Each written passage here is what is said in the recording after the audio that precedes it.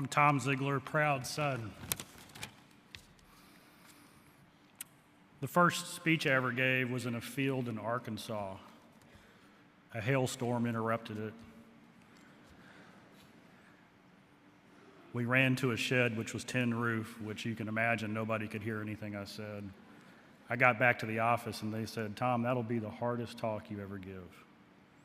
They weren't right.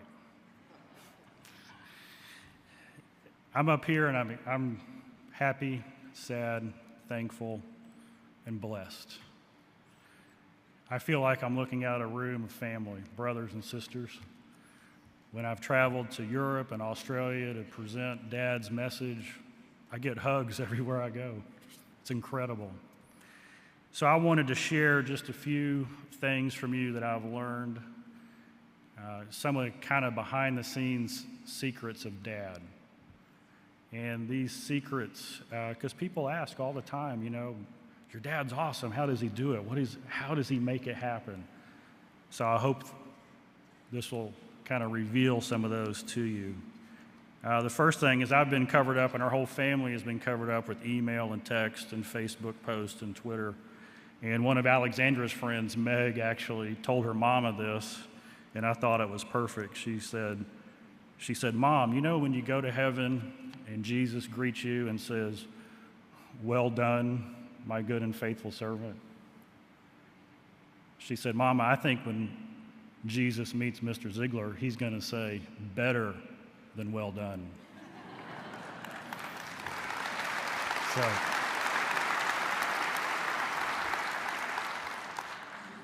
And of course, Dad is known for his quotes.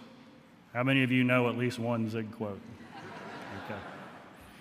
Well, Dad had 100 favorite quotes, and you knew it was his favorite because before he told it, he'd say, "This is my favorite quote." And it wouldn't matter if it was the same one or not. But I have my own personal favorite quote. There was a incredible singer, I believe named Ethel Waters, and somebody asked her how come she could sing so good. And she said, "Well, God don't make no junk." Well, Dad was in my office last year, and we're sitting across the table, and he looks at me, and he says, "Son, you know my favorite quote?"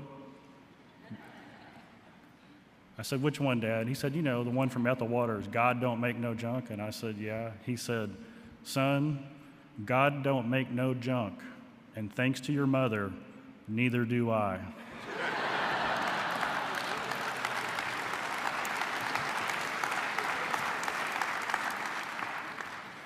So that's my personal favorite Zig quote said to me. I got an email from a friend. He was a college fraternity brother.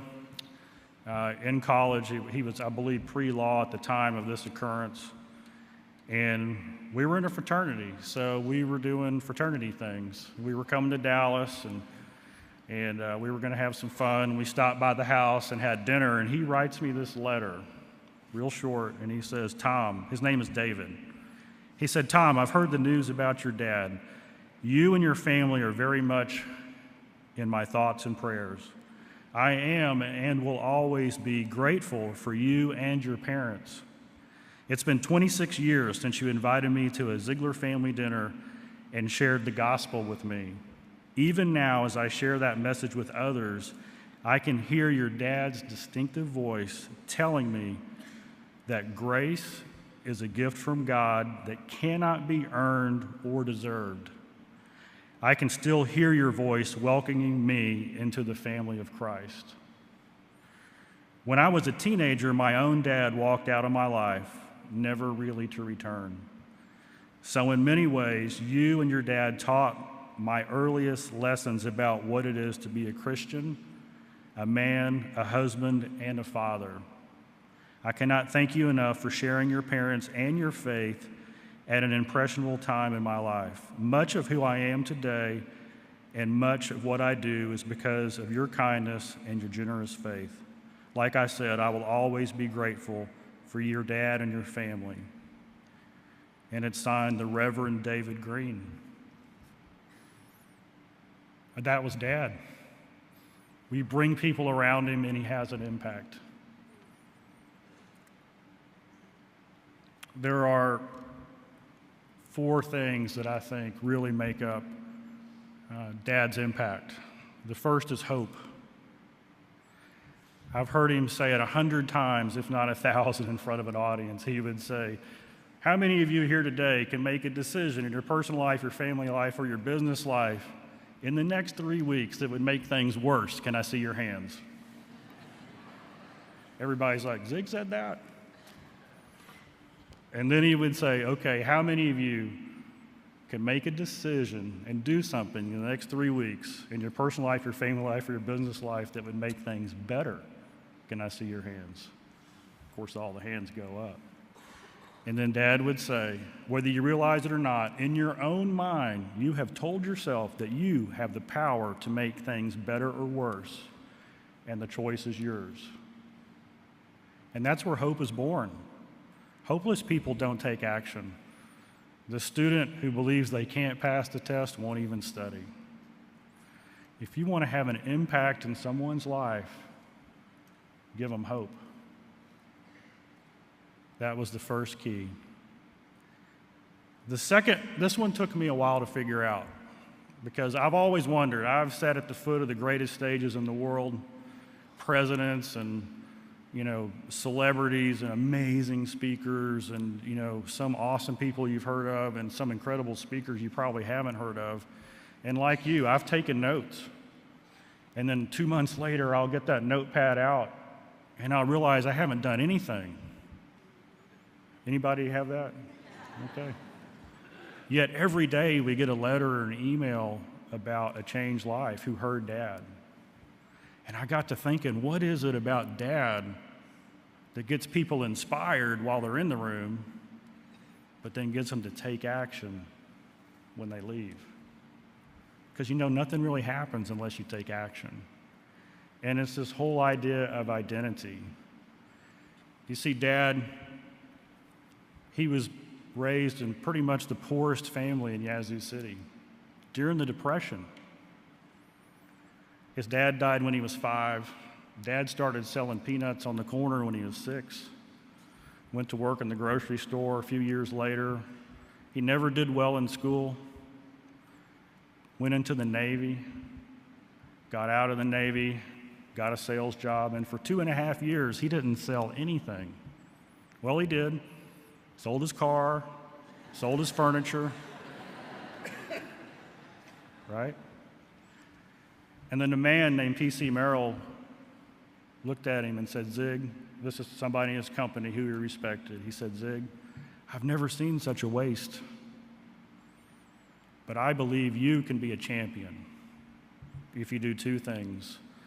Believe in yourself and go to work on a regular schedule. So that's what Dad did. Started knocking on doors every day, 9 a.m. That was his schedule. And then he went on a lifelong journey to understand what it means to believe in yourself. That next year, he finished number 2 out of 7,000 in the sales force. Before that, he'd never been in the top 5,000 in the previous 2.5 years. Changed his life. But here's part of the story you may not know. Over the next 10 or 12 years, he made a ton of money and lost a ton of money 10 or 12 times. He was looking at the greener grass, thinking, I can get rich quick over here, or these guys have a good deal. He moved the family, I don't know how many times. I wasn't around yet. Well, kind of at the end, I was. 1972, he accepted Christ. July 4th. His reason for living changed.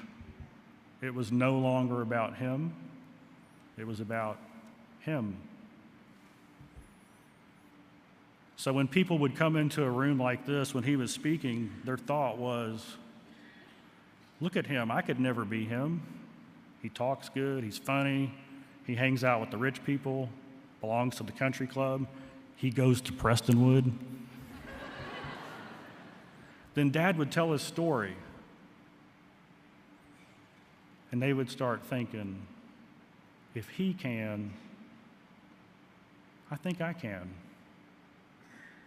I did some study on this. Several research studies have been done. When you identify with somebody, you look at their past and their experience and the hard trials they've been through, and you connect.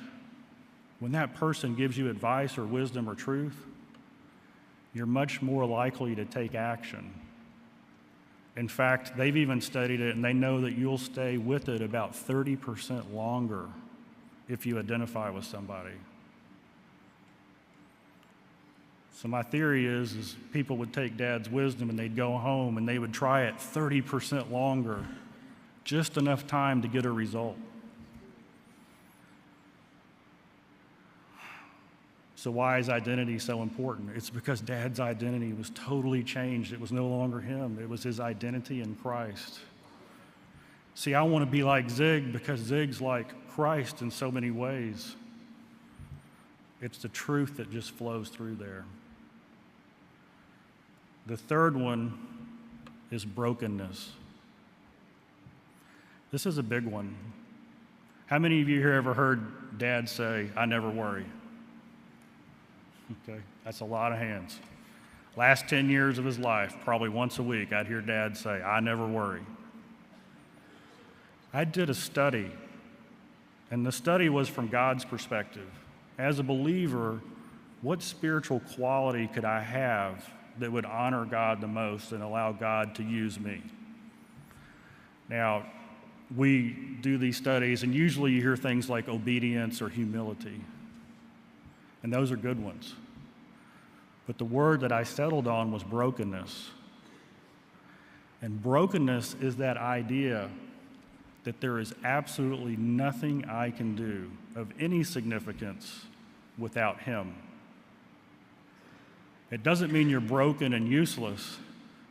It means that you are perfectly prepared and in His hand, ready to do life like He wants you to do it. You see,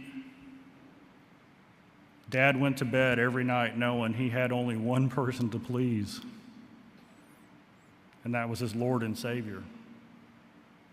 That was it. Imagine the boldness of being able to go out on a stage in front of 80,000 people. That's, I think, the biggest audience he had live. Knowing that there's only one audience member that matters. You see, he knew his responsibility was this: share God's truth in love.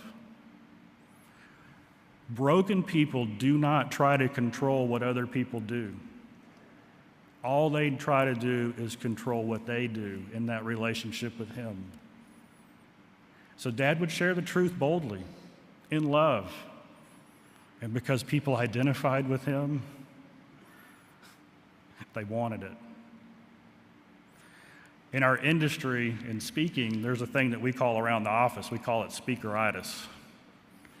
And basically, speakeritis means you start believing the press clippings about how good you are. When Dad became a Christian in 1972, July 4th, he was broken in debt. He said, "God, I've done it my own way all my life. I got nothing to show for it.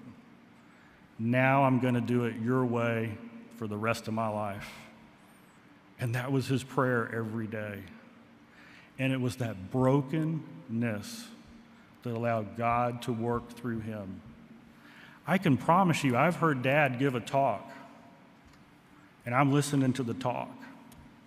And 5 people will come up to me, and they will tell me they heard 5 different things. And I didn't hear any of those things. God somehow engineered Dad in such a way that his voice would come right through. And it's because he was broken. And of course, the last one is love. And I have 2 examples of this. The first one, Julie called me. They were up in, I think it was Madison, Wisconsin, and they were doing a big Get Motivated seminar. And this is after Dad's fall, and they were doing the interview. And so our family's concern was, is Dad coming across right? Is the audience accepting his message? Because it's not the same. It's not Zig running around. It's Zig sitting there answering questions.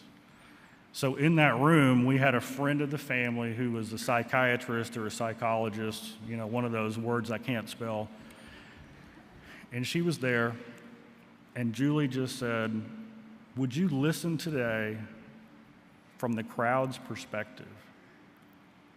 We want to make sure that your dad's voice, we want to make sure that dad is representing himself well."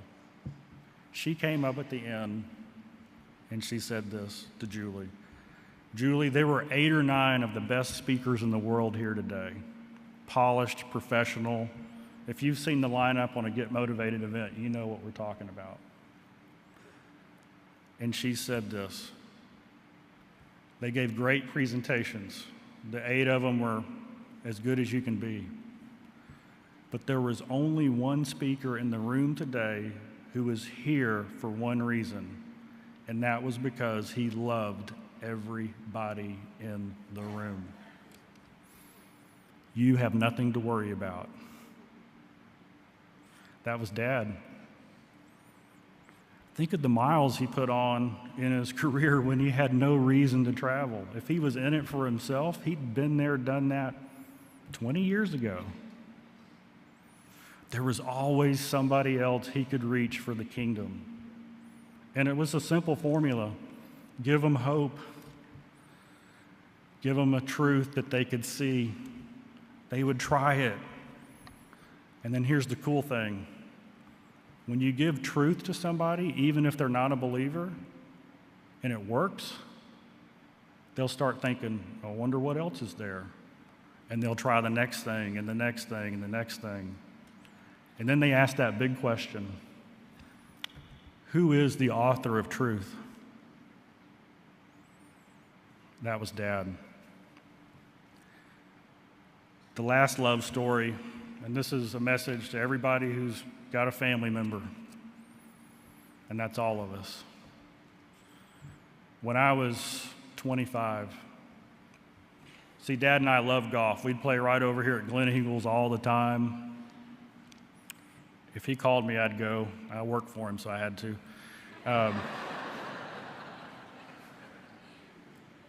We played golf. He loved golf. And he called me. And of course, at that time, I thought I had the best relationship a son could ever have with their father.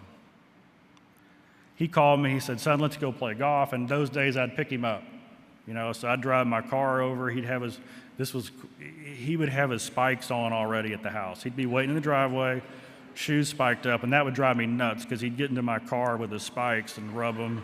But I never said anything. I'd get his bag, I'd put it in the trunk.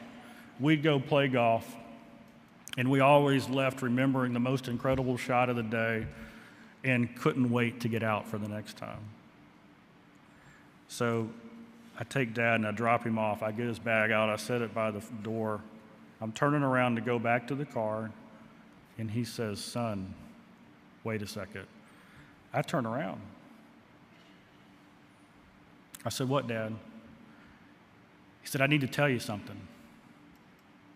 And he came up,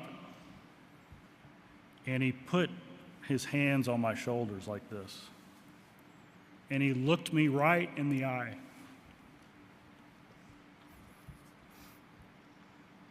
And he said, "Son, I don't think I've told you enough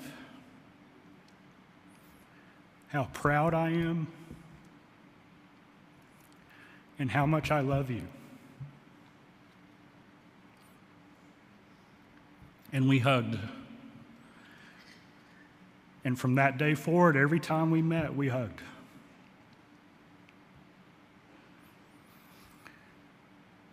Eternity is around the door. It is on the other side. We don't know when.